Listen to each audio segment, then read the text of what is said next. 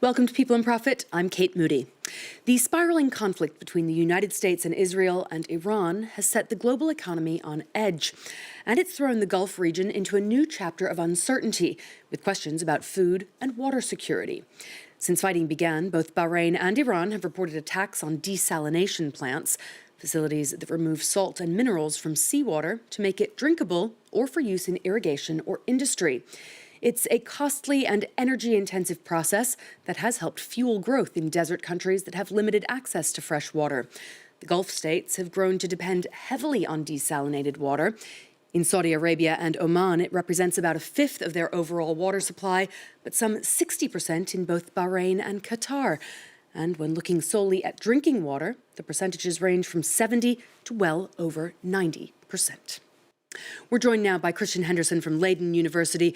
Your work focuses on political, economy, development, and food security in the Middle East. Thank you so much for joining us today.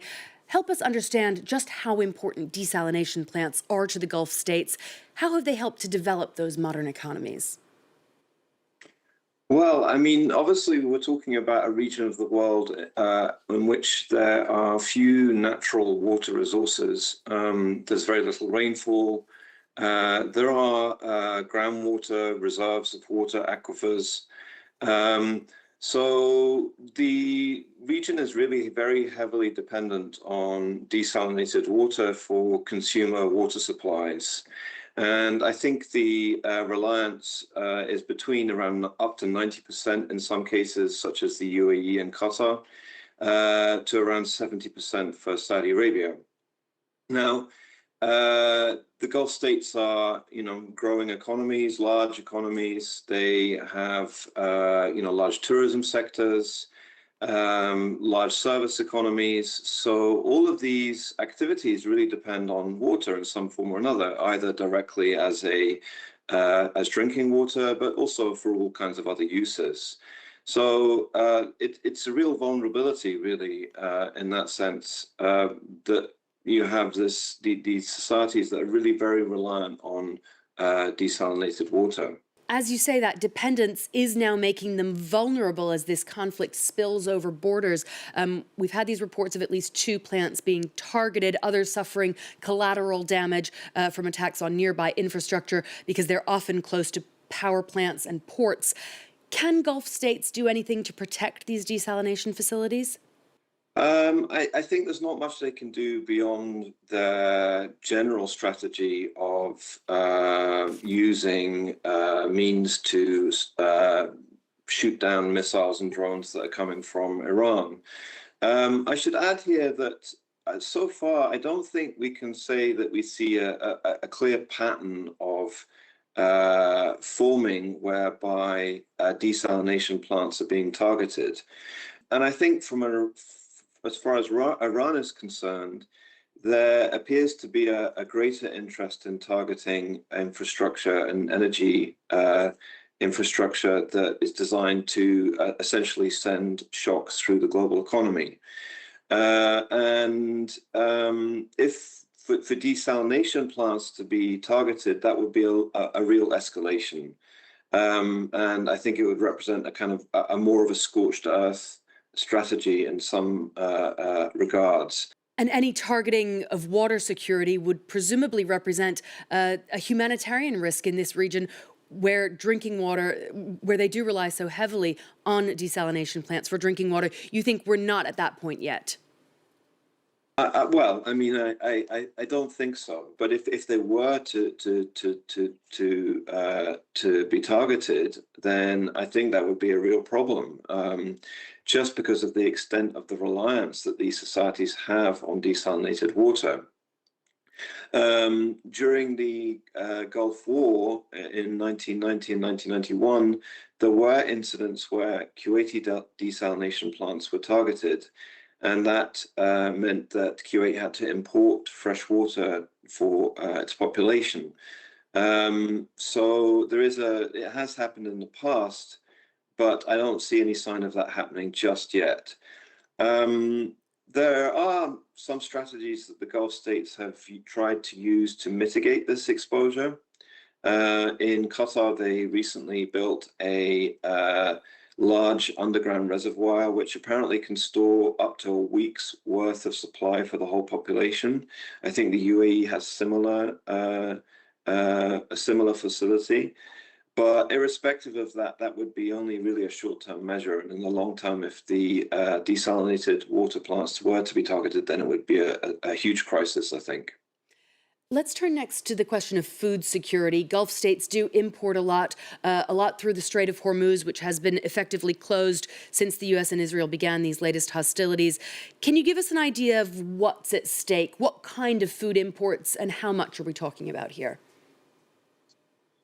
Well, I mean, around 70% of the Gulf's food supply is imported through the Straits of Hormuz. And given that that is effectively closed, that is obviously a real threat to the region's food imports.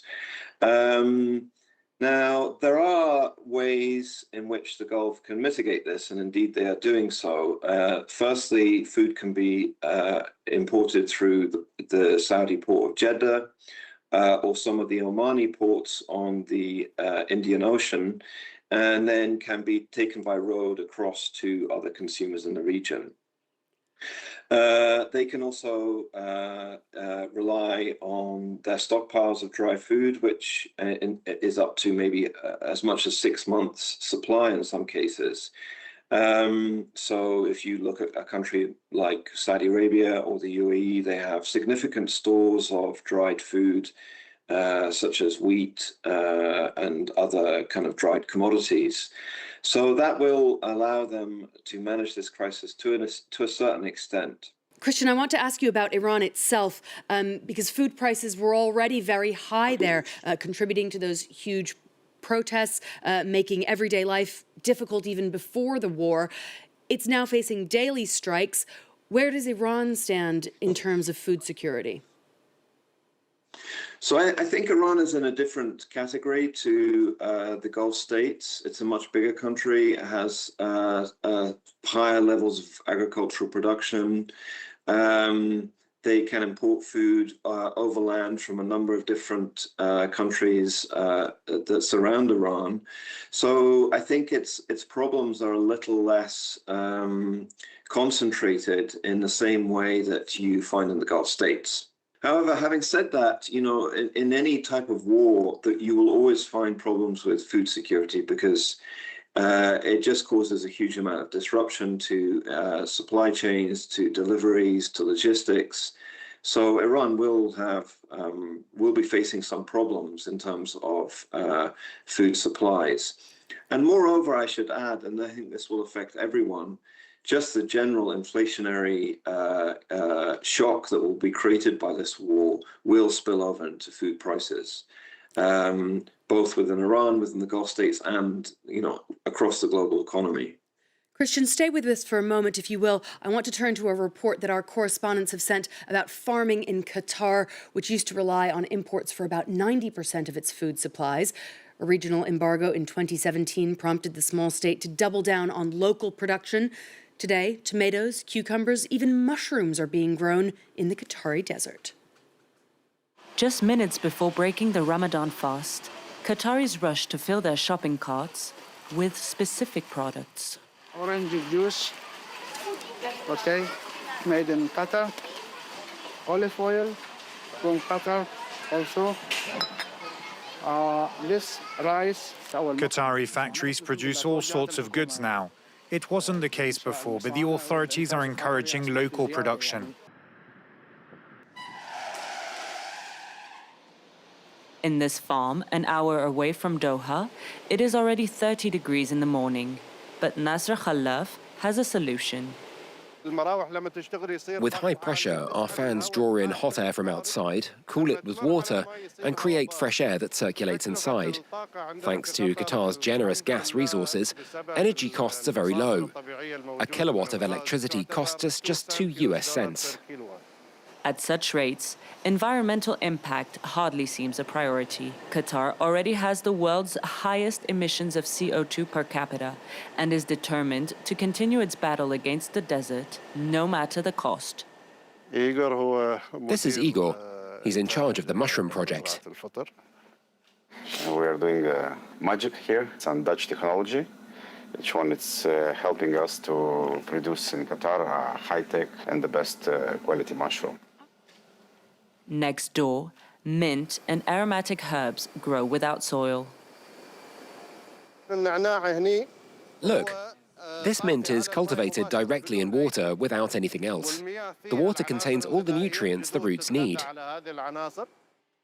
Here, vertical farming is used for lettuce. And in this room that looks like a data center, tiny cucumbers sprout. My father says if we can do it in Qatar, we can do it on the moon. Qatar is already self-sufficient in milk production and aims to grow 55% of its fruit and vegetables by 2030.